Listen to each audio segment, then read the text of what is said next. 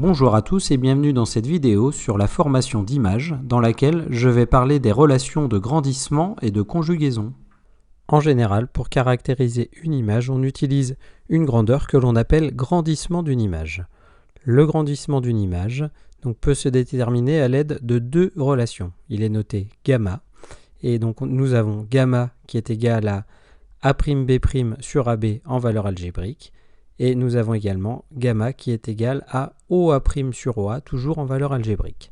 Donc ici avec A'B' qui est la taille de l'image exprimée en mètres, AB la taille de l'objet toujours exprimée en mètres, OA' la distance lentille-image en mètres, et OA la distance lentille-objet en mètres. Gamma étant ici donc le grandissement de l'image qui est sans unité. Le grandissement de l'image va être très utile pour pouvoir décrire l'image obtenue. Il va pouvoir nous fournir deux informations.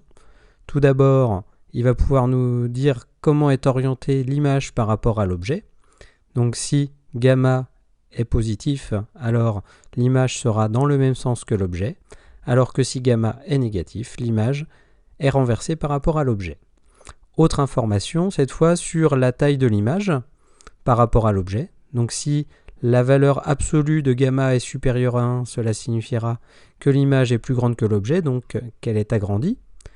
Si la valeur absolue de gamma est inférieure à 1, cela signifiera que l'image est plus petite que l'objet, donc qu'elle est réduite. Et enfin, si la valeur absolue de gamma est égale à 1, alors l'image sera de même taille que l'objet. La deuxième relation importante pour une lentille mince sera ce que l'on appelle la relation de conjugaison. Donc, on appelle relation de conjugaison d'une lentille mince la relation 1 sur OA' moins 1 sur OA qui est égal à 1 sur OF', avec donc OA', OA et OF' qui sont des valeurs algébriques. Cette relation est également appelée relation de Descartes. Donc, OA' ici sera la distance lentille-image exprimée en mètres, OA la distance lentille-objet toujours exprimée en mètres, et OF', la distance focale de la lentille, exprimée en mètres également. Deux remarques sur cette relation de conjugaison. Donc, attention à bien tenir compte des valeurs algébriques. Ici, une des erreurs courantes est d'oublier de mettre le signe moins quand il y a des distances négatives avec les valeurs algébriques. Cette remarque s'applique également à la relation de grandissement.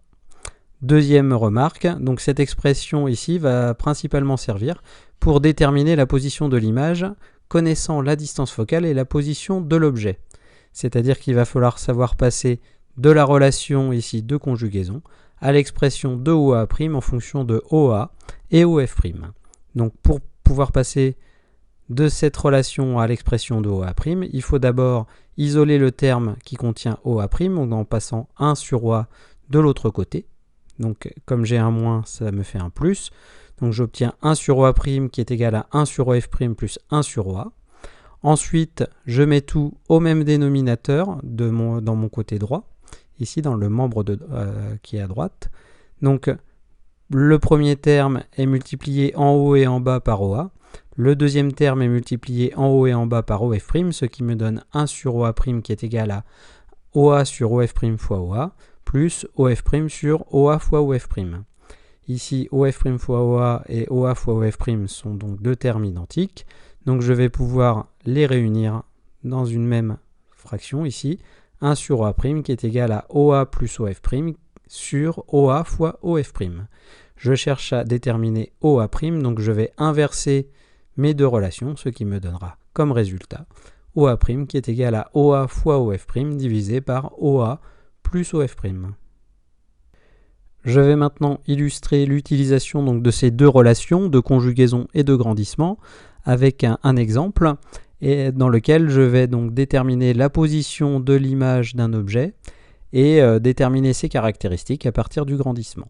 Donc je vais considérer la situation suivante, donc un objet qui se trouve à 12 cm d'une lentille qui a une distance focale petit f' de 5 cm. Donc je vais commencer par déterminer la position de l'image à l'aide de la relation de conjugaison. La relation de conjugaison fait intervenir la distance focale f' qui est égale à OF' qui vaut 5 cm. Donc je vais ensuite convertir cette grandeur en mètres, ce qui me donne 5,010-2 mètres. Ensuite, je vais avoir besoin de la distance entre donc la lentille et l'objet.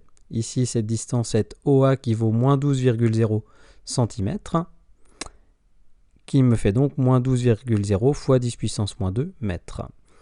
Je vais utiliser donc la relation obtenue précédemment, qui découle de la relation de conjugaison d'une lentille mince ici. Donc OA' est égal à OA fois OF' sur OA plus OF'. Je remplace OA, OF' par leur valeur numérique, ce qui me donne OA' qui est égal à moins 12,0 fois 10 puissance moins 5 fois 5,010 moins 2 sur moins 12,010 moins 2 plus 5,010 moins 2.